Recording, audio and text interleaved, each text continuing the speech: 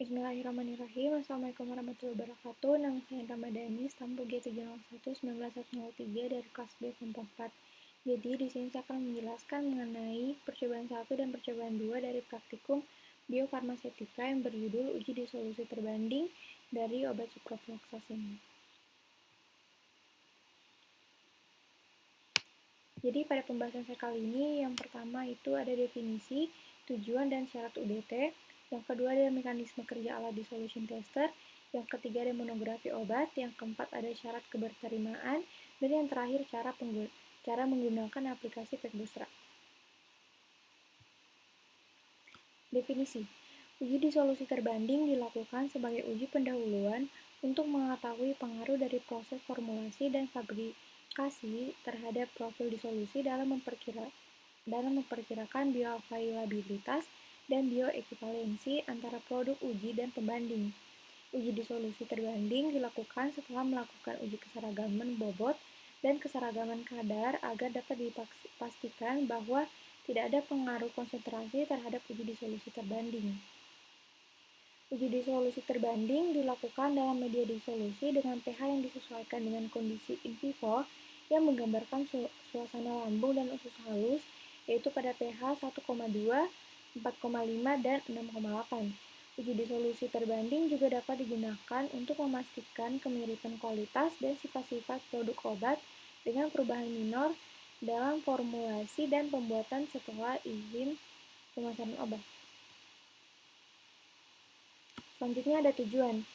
Uji disolusi terbanding dilakukan bertujuan untuk membandingkan profil disolusi antara produk uji terhadap produk inovator. Syarat UDT. Seperti yang bisa kami lihat dari syarat UDT yaitu ada F1, tingkat ketelitian syaratnya di bawah dari 10, dan F2 tingkat kemiripan syaratnya di atas dari 50 hingga 100. Selanjutnya ada alat dari dissolution tester. Dan mekanisme kerja dari alat dissolution tester yaitu alat dissolution tester memiliki mekanisme kerja yaitu dengan memberikan suatu tekanan atau kompresi pada tablet dan mengukur tekanan dengan menentukan berapa jumlah tablet yang retak atau hancur. Selanjutnya ada monografi obat dari obat ciprofloxacin. Yang pertama ada media disolusi, yang kedua ada alat, yang ketiga ada waktu, yang keempat ada panjang gelombang maksimum, dan yang terakhir ada Q. Yang dimana media disolusi yaitu 900 ml asam hidroklorida 0,01 N, alat tipe 2 itu 50 rpm, waktu selama 30 menit, panjang gelombang maksimum 276 nm, dan Q-nya 80%. Untuk syarat keberterimaan yaitu bisa kita lihat pada tabel, itu untuk tahap S1 jumlah yang diuji itu 6 dan kriteria keberterimaannya itu tiap unit sediaan tidak kurang dari Q tambah 5%. Dan untuk tahap S2 itu jumlah yang diuji 6 dan kriterianya rata-rata dari 12 unit S1 ditambah S2 adalah sama dengan atau lebih besar dari Q, dan tidak ada satu unit pun yang lebih kecil dari Q kurang 15%. Jadi bisa kita lihat dari contoh data di sebelah, itu ada S1, dia sama dengan Q tambah 5%, yang dimana Q dari obat ciprofloxacin yang telah kita dapatkan dari farmakope edisi 6, yaitu 80%, dan ditambahkan dengan 5%, dan kita mendapatkan 85%.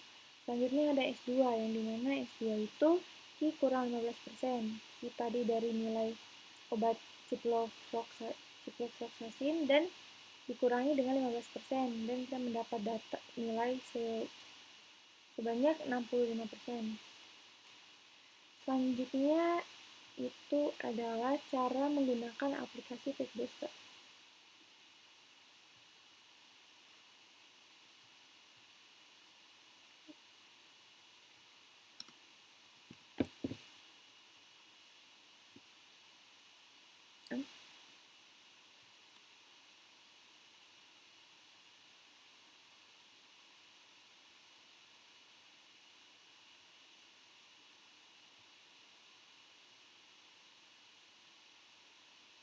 Nah, seperti yang bisa kita lihat dari aplikasi Bootstrap ini terdapat 3 bagian, itu ada main, ada graph, ada about.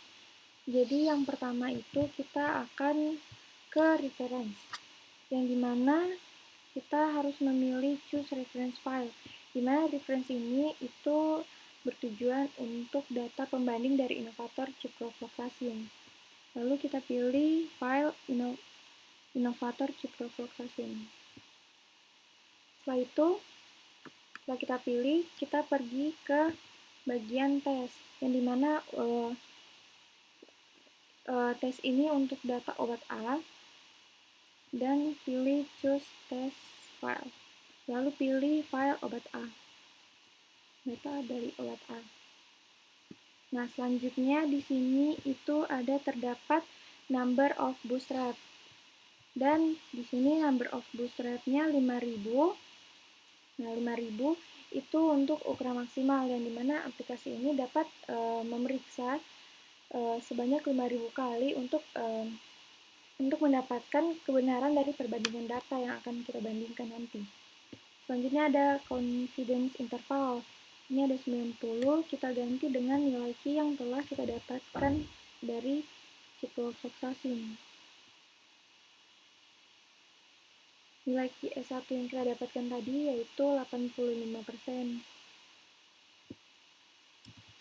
Ini kita ganti menjadi 85%. Nah, setelah itu di tabel di samping itu ada sampling mode, yang dimana sampling mode ini untuk kita pilih ya bagian wall vectors, yang dimana karena kita akan membandingkan dua data, dan juga di sini ada individual value, ini untuk jika kita hanya akan menganalisis satu data atau tidak ada data pembandingnya.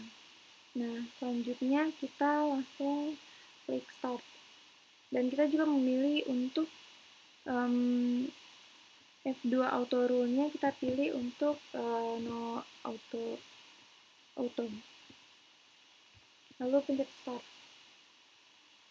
dan kita akan tunggu ketika nilai F2-nya akan keluar.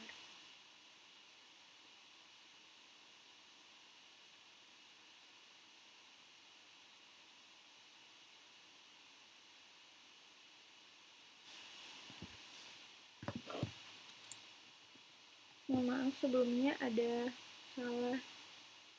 kendala dari aplikasi.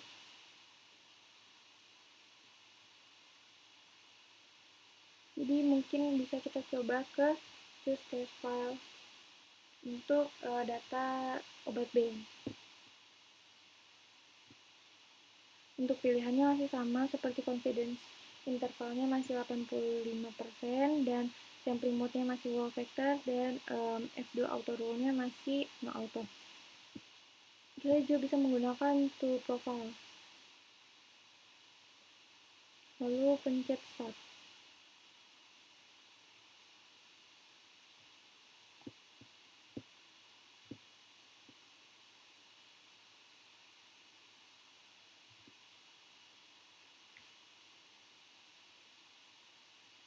Mohon maaf, ada kendala dari aplikasi yang saya jalankan.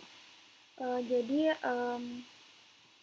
jikalau aplikasi yang berjalan, dia akan muncul nilai original values-nya yang didapatkan nilai F1-nya itu di bawah dari 10, dan F2-nya itu lebih dari 50.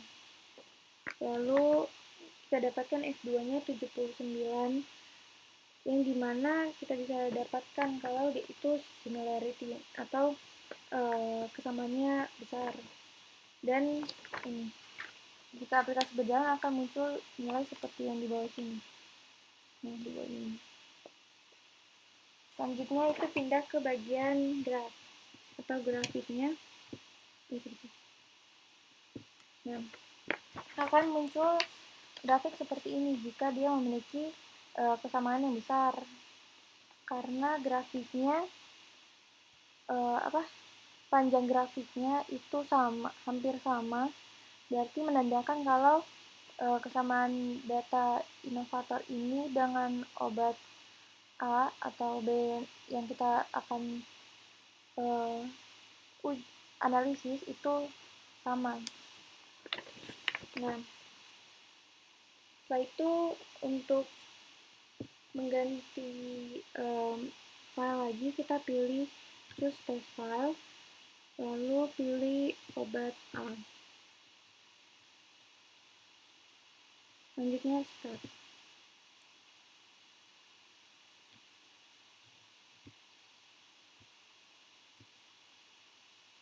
Nah, mohon maaf, aplikasi saya tidak berjalan lagi, jadi akan muncul data seperti di bawah ini.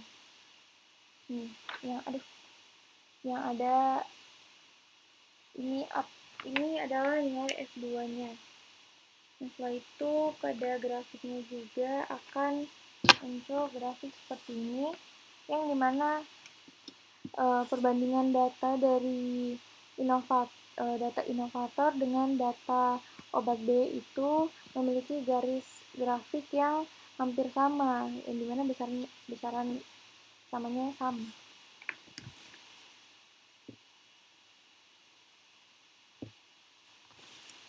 Jadi sekian penjelasan yang saya dapat berikan. Apabila salah kata mohon dimaafkan. Wabillahi taufiq wal hidayah. Wassalamualaikum warahmatullahi wabarakatuh.